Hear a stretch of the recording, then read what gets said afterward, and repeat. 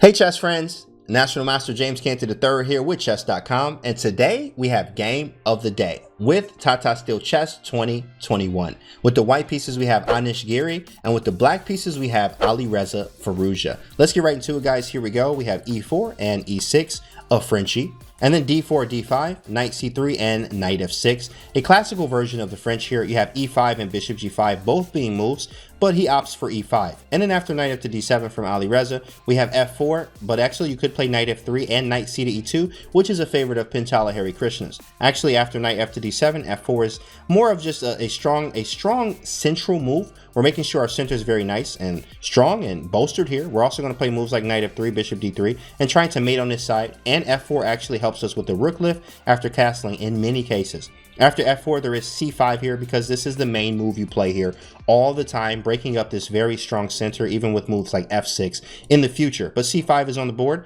and then knight f3 and knight c6, standard theory here, guys, nothing new. Bishop e3, and then a6 from Alireza, interesting move, stopping knight b5 because that's annoying sometimes at the right moment. Sometimes knight d6 is quite annoying. So we play a6, but also preparing b5 in many cases, especially even if white castles queenside, because many times in this line they do. After a6, there's a3 from Anish Giri, stopping a knight from swinging into b4. Why is that necessary, or why is that even a thing? Well, bishop d3 is a move we want to play eventually, and we would love to attack this side, but knight b4 is deterring us from doing that, and it's also helping us prepare b4 at the right moment. So after a3, there is c takes d4, knight takes, and bishop c5. We're just going to develop our pieces. The same aspect is for every every opening is the same in that aspect, is playing for development. You have to get the pieces out no matter what. So bishop c5 is on the board. Queen to d2, castles, and bishop e2. We're going to tell you, hey, I don't know which way I'm going to castle yet, but you know, I'm not going to show you right now. So bishop e2,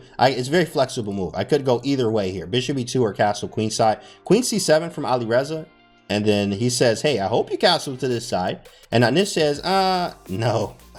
You thought I was going to castle to that side. This kind of play here looks like a Najdorfish type dragon queenside play that can happen here. Now after castles, there is a b6 move from Alireza, playing bishop b7, bringing a rook to c8, and finishing our development. So Anish says, and before you finish, let's actually capture on c6 just to keep the ball rolling and keep things moving pretty quickly. After queen takes c6, b4 with another tempo here, restricting the knight and also attacking the bishop. So bishop takes e3, queen takes, and Alireza finally finishes development. Now we need to put a rook on c8, and we great. That's just having a great day. After bishop to b7, also threatening d4, what do you actually do? Rook c8 is a threat, and d4 is a threat. So what would you do in this position?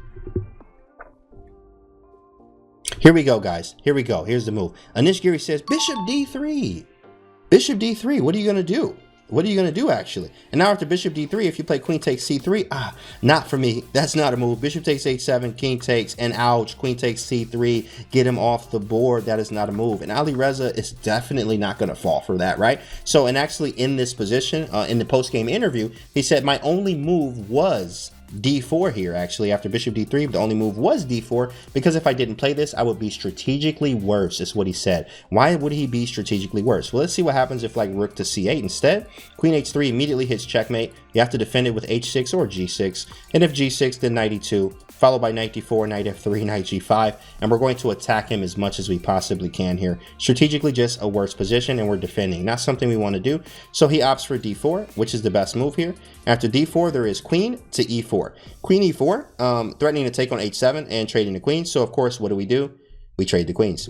Queen takes e4.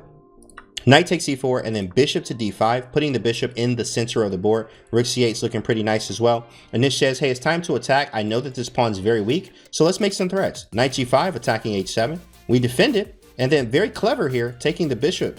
Actually, not having a bishop pair, but bishop versus knight in an endgame. So we're going to attack this d4 pawn. He has to take on f3 unless he wants to lose this pawn on d4. Rook takes f4, and then b5. Beautiful move here from Alireza here, actually playing knight b6 and knight c4 or knight to d5. But Anish has something up his sleeve here. Bishop to e4, attacking the rook. Keep the threats going, right? Keep the threats going. After bishop e4, there's rook a to d8 here, trying to help as much as we can. After rook to d3, attacking the pawn. And then knight b6, we can't take this one. Defend it now, great defense. But then here we go. Bishop b7, hitting a6. We also had double as well, but the rook is pretty nice here in some cases. maybe we will double, but we have the option to do so. Bishop b7 attacking a6, not really a way to defend that. So knight to a4. Watch how this knight goes on a tangent from Alireza Firouzja. After knight a4, bishop take a6, threatening bishop takes b5, and then knight to c3, defending the pawn on b5, and also setting a slight trap. And we say slight because there's ways to get out of it,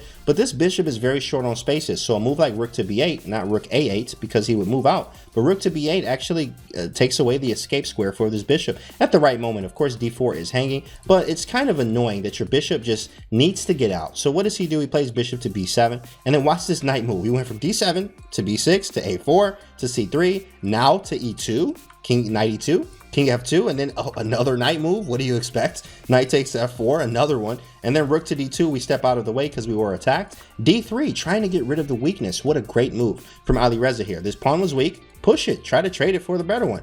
And Anish says, no, actually, the more or the further you push a pawn, the weaker it's going to get. So he understands that and plays c3 and says, we're going to grab this pawn when we're ready. Now, after c3, we go knight e2, another knight move. And then, okay, king e3, you thought we were done with those knight moves, huh? Knight takes c3, there's another one, guys. Rook takes d3, rook takes, king takes, and again, another knight move. I mean, wow, working this piece, really getting to work out this game. After knight e4, there's rook to c1, putting the rook on a file with a smile here. But after you see everything's pretty even, right? Pretty even pawns. But the piece activity, bishop versus knight, weak pawn, active king, open file. This is a recipe for disaster if you're not playing accurately. So rook to d8 check from Alireza, king to e2 stepping out of the way, king to g7, and after bishop to c6, there was this rook b8 move defending b5 because it was attacked, and then rook to c2 from Anish here. We're going to walk our king around this way and keep the rook on here just for extra defenses, but not a bad move at all. We just want to walk our king around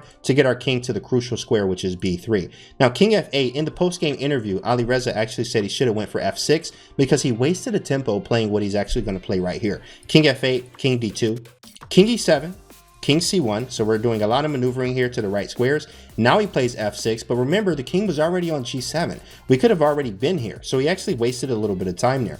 E takes, and his king could have already been here, maybe even closer to the position by this time, and the king would still be trying to run over here, which could help, which could also give us a little bit more counterplay. King takes, king b1, king e5, king a2, king d4, and here we go, king b3. King is on a nice square now, threatening bishop takes b5, and then king takes a4, so he plays king d3, just giving some counterplay and maybe having him think twice about taking on b5. Still possible, but he didn't want to go for it. He plays actually rook f2 in this case here, threatening hey, rook f7's a move, rook f6, rook f3. You can't move many pieces here. White's like winning, right? It's just like winning in all areas. After rook f2, there's e5 from Alireza, playing for the best play that he possibly can. Now, in this position here, Anish Giri chose rook f7. Very logical, honestly, human move. Who wouldn't put a rook on the 7th right here, right? Honestly, it's just the easiest move to make. But the engine always finds something different. Rook f6, weird looking move. Rook f6 doesn't even make sense, really. But rook f6 was actually the move here. This was the better move because you're going to attack this pawn as much as you can. And we're going to grab this one, leave these over here, and queen in this fashion is the key. If e4, then we have rook d6 check, king e3, and rook e6 just grabbing that one, and then we can go grab these later. That was the key, is grabbing. We could grab these, but we want to grab this one first and then come around and grab these, was the computer's kind of analysis on that. Of course, if rook f6, knight c3, well, that's just game over. Rook f3 check, get that off the board. GG. So the best move would actually be g5. It's kind of a weird move to find. You had many other moves too, but g5 is just kind of weird here. But after g5, there is rook e6 threatening the pawn, king to d4. We check him one time, and then we play rook d5, hitting b5 and e5. One of these are going to fall, so he plays e4, and then rook e5 hitting rook takes e4 check. King d4, we take it, and of course a few more moves here, guys, so we can get back to the game. But this is what it would look like after a few more moves. h5, rook f3, king d4, bishop e8 attacking this one still and keeping an eye on this one. h4, rook f5 attacking both of these pawns, and it's just going to lose all of the pawns as he's just a sitting duck waiting for this to be over here, right? So this could have happened, but he went for rook f7, which actually miraculously gave black a little bit more chances actually after rook f7 to draw the game. Rook f7, knight to b6 here from Alireza, of course, because we're going for counterplay because we need to stay active. So he says, hey, I'm gonna give you the pawn and go down a pawn here. Actually, after bishop takes b5, king to d4, And then we have a4. Now, a4 was actually not the best move here, actually, even in the post-game interview. Anish Giri said that. He was like, yeah, this wasn't, I shouldn't have went for a4. And actually, he was correct here. The best move was actually bishop c6. Very hard to find. Not a regular move you would be even thinking about here. The reason for bishop c6 is because we want to play b5 first. And then we're going to play a4. Kind of a weird maneuver here. In games are so hard to play right. But after bishop c6, there's rook to c8. And now we're going to play b5. If e4 happens, then we take on h7. And of course, the best defense for a pawn and offense, if you're going with the passed pawn, is actually behind it. So we're behind the pawn. So you're not queening this one, even if you wanted to. King d3, a4, and now we're on the row. e2, he might be on the row too, but you thought you were. We're going to take that and be happy, right? So rook to c1, bishop takes e2, king d2, and this one's just over here, guys. We're down 3 pawns. This one is no coming back for this one at all. So, of course, that could have happened. He didn't play that. He actually opted for a4, which actually gives black some very good drawing chances, believe it or not. And, of course, Alireza, as strong as he is, finds it. Knight to d5, and after rook takes h7, now e4. So now this pawn's a little bit stronger, especially with the knight in the center. Then there's rook f7.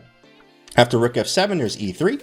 Then rook f1 to follow. Knight to c3 here, trying to make things work, hitting b5 as well. He's getting the counterplay he wants to draw this game. Knight c3, there's rook f4 check. Of course, trying to divert the king off so we can play king takes c3. But he does play king e5, so if you try to take on c3, we're taking the rook here. Now, after rook f3, knight takes b5, and then you should probably take the knight back, right? Yeah, let's just take the knight back. Or rook takes e3. Whoa, sacrifice the knight. What are you doing? Well, look at this. 3 pawns for the knight here. And we're going to grab this one too. Crazy game. King d4, rook to g3, about to take on g6. The knight is still hanging. So we have to move this just to keep this on the board so we can try to secure a draw. Rook takes g6, and then knight e4. There's 4 pawns versus the knight. This should be winning, right? It should be winning, and there was a chance for him to win here. After a5, king to d5, and then a6. This was the blunder. This was the blunder. Doesn't look like one. I'm pushing past pawns. How could I blunder in this game besides hanging the rook?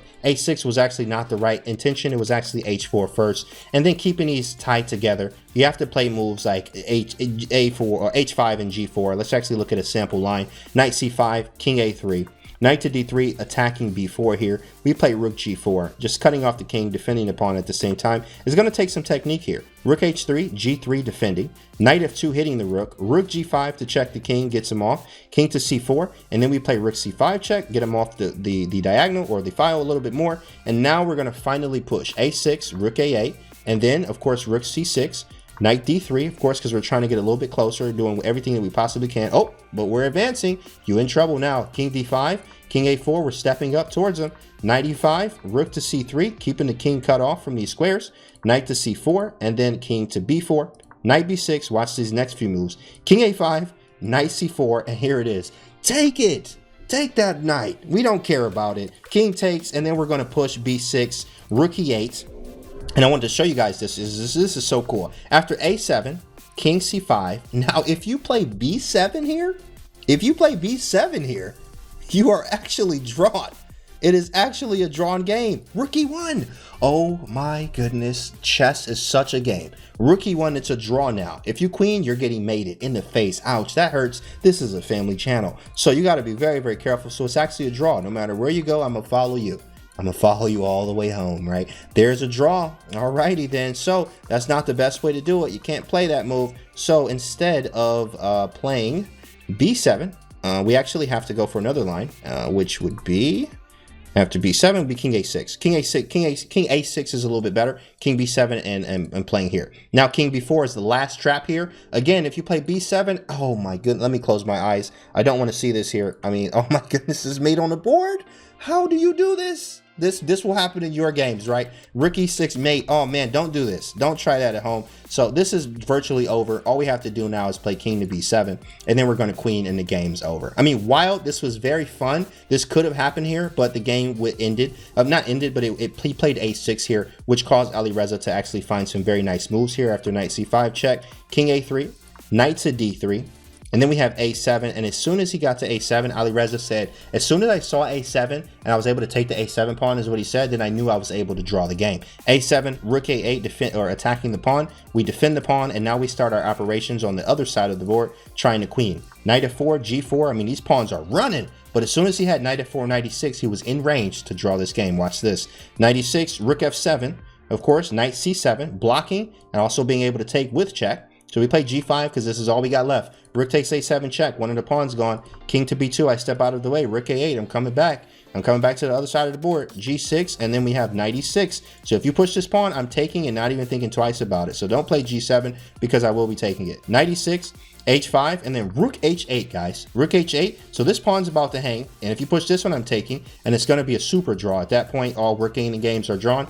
Easy Philidor position. That game's over. So after rook h8, rook h7, and then rook to g8, and they agreed to a draw right here. And you'll be like, what? How did they agree to a draw right here? How is it a draw? Well, it's not much you can do. It's not much you can do. Let's take a look at something like rook f7. Rook f7, we just go back to h8. If you play g7, I'm going to take it, and this is a full-on draw. Very easy to draw this game here. So, of course, he didn't want to do that. And if you go back, then we're going to repeat moves again. Well, how about rook here instead? Rook here is a move, but then I have knight f4, threatening both the pawns. You move one, I'm taking the other. You play g7, I take this one. It doesn't matter what you do. I'm going to take these pawns. So there's a draw. There's a draw everywhere here. How about rook f7, which is a move? Rook g8, and then rook f7, rook h8, and then we're just going to keep doing this. Like, it doesn't matter.